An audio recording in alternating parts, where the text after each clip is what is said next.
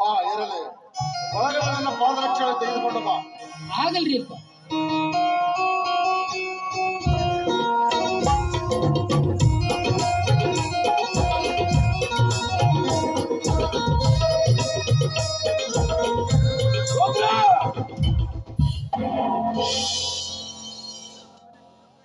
ಇನ್ನೊಮ್ಮೆ ನೀನು ನನ್ನ ಪಾದರಕ್ಷೆಗಳ ಕೈಲಿ ಹಿಡಿದುಕೊಂಡು ಬರಬಾರದು.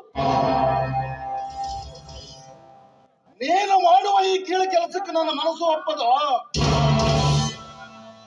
ಯಾಕ್ರಿ ದಣಿ? ನೀನು ಈ ಮನೆಯಲ್ಲಿ ದುಡಿಬಾರೆಂದು ನಾವು ತಿಳಿದುಕೊಂಡಿಲ್ಲ. ನೀನೊಬ್ಬ ಈ ಮನೆಯ ಮಗನಂತೆ ತಿಳಿದುಕೊಂಡಿದ್ದೆವು.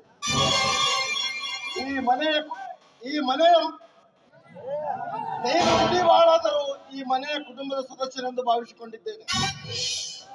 25 ವರ್ಷಗಳಿಂದ ದುಡಿಯುತ್ತಾ ಬಂದಿರಬೇಕು.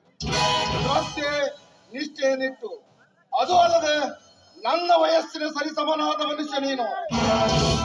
ಹೇಗಿರುವಾಗ ನೀನು ಮಾಡುವ ಈ ಕೀಳು ಕೆಲಸಕ್ಕೆ ನನ್ನ ಮನಸ್ಸು ಒಪ್ಪದು. ಯಾಕೆ ಒಪ್ಪುದಲ್ರಿ ಅಪ್ಪ? ಎಷ್ಟಾದ್ರೂ ನಿಮ್ ಮನೆ ಆಳ ಮಗ ಅಲ್ಲ. ಹಾಗಂತ ನೀನು ತಿಳಿದುಕೊಂಡಿದ್ಯೋ? ನಾವು ತಿಳಿದುಕೊಳ್ಳಬೇಕಲ್ಲ. ನನ್ನ ಮನೆತನದ ಬಗ್ಗೆ ನನ್ನ ಹೃದಯದಲ್ಲಿ ಎಷ್ಟು ಅಭಿಮಾನ ತುಂಬಿಕೊಂಡಿದೆಯೋ